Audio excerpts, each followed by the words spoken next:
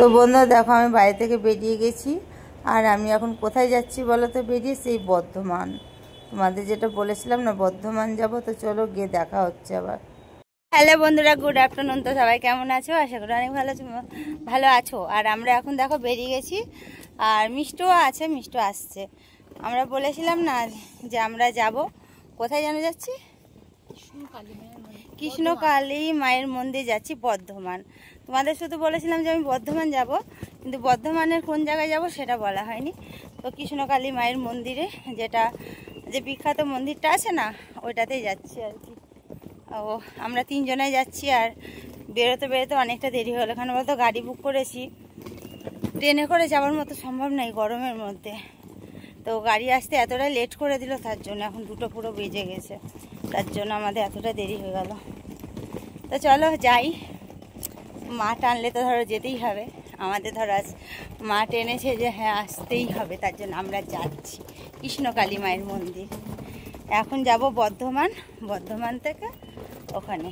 আর আমরা একদিন আগে যাচ্ছি, পুজো আজকে দেব না, পুজোটা দেবো কালকে, যেহেতু দুপুর হয়ে গেছে।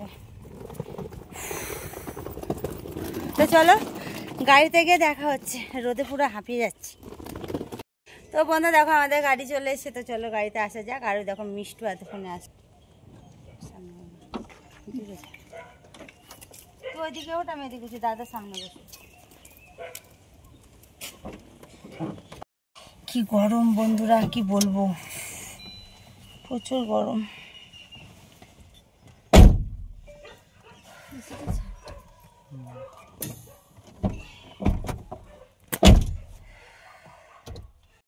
চাউমিন দিচ্ছে, তাই 10 মিনিট দেরি হবে। আরে নাই তো বন্ধু, আধা ঘন্টার বেশি সময় লাগবে। না না হয়ে গেছে, প্যাক করছে।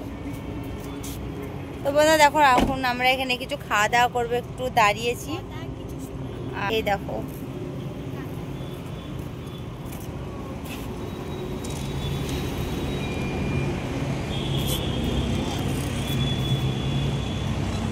গাড়ির মধ্যে বসে থেকে দেখে আর ভালো লাগে না বন্ধুরা,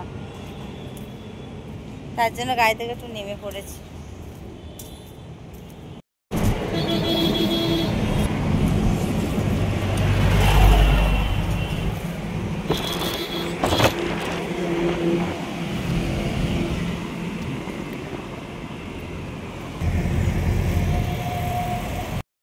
তো বন্ধু দেখো এসিতে বসে থেকে না প্রচণ্ড গায়ের মধ্যে কেমন একটু পাক দিচ্ছিল, মানে বমি বমি ভাব লাগছিল বলে আবার জানলাটা খুলে দিলাম।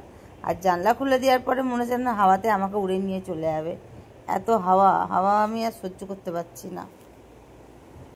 তো চলো বন্ধুরা, কোথায় এসছি এখনো তোমাদেরকে বলিনি, বলবো আগে আমরা যেতে পারি, খুঁজে পাই তারপরে বলবো কোথায় এসছি।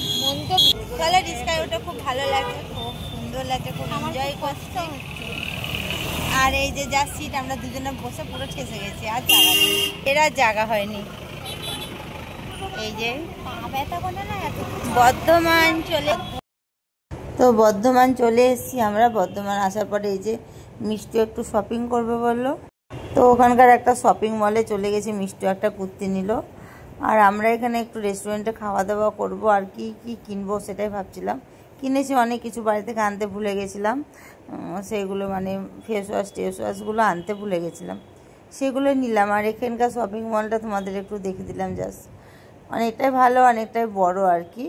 চলো এবার আমরা কিছু খাওয়া দাওয়া করব, খাওয়া দাওয়া করে নিয়ে তারপরে যাব রুমে। হ্যাঁ আমি বর্ধমানে কেন এসেছি তোমরা সেটা পার্ট 2 যে ব্লগটা আসবে সেটাতে তোমরা জানতে পারবে যে আমি বর্ধমানে কী করতে এলাম। আর আমি এসেছি একটা দরকারি কাজে এসেছি।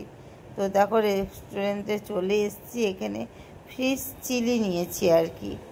তো ফিশ চিলিটা আসার জন্য এখানে এতটাই লেট হচ্ছিলো, বসে থেকে পুরো বোর হয়ে যাচ্ছিলাম, কিন্তু বসার জায়গাটা এতটাই ভালো বন্ধুরা কি বলবো। তো মিষ্টি তো অনেক এখানে ফটো সেলফি সব কিছু নিল আর কি, তুললো। আর এটা হলো আমার একটা সাবস্ক্রাইবার বন্ধুরই একটা রেস্টুরেন্ট, তো ওনার সাথে গল্প হলো, অনেক কথা বললাম, খুব ভালো লাগলো।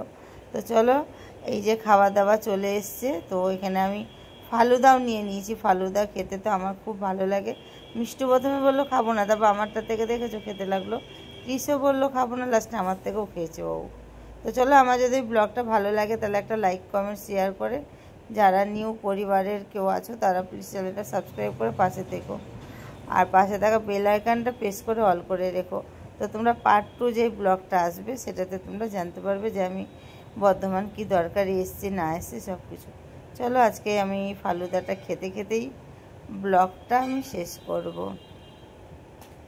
এখানে ফালুদা খাবো, খেয়ে যাব রুমে। তোমাদের তো এখনও হোটেল রুম আমি দেখাইনি, পরের ইয়েটাই তোমাদেরকে দেখাবো। হ্যাঁ, আমি হোটেলেই উঠেছি, নালে থাকবো কোথায় বলো রাত্রিরে? এখানে তো আর আমার নিজস্ব বাড়ি নেই, তার জন্য বন্ধুরা।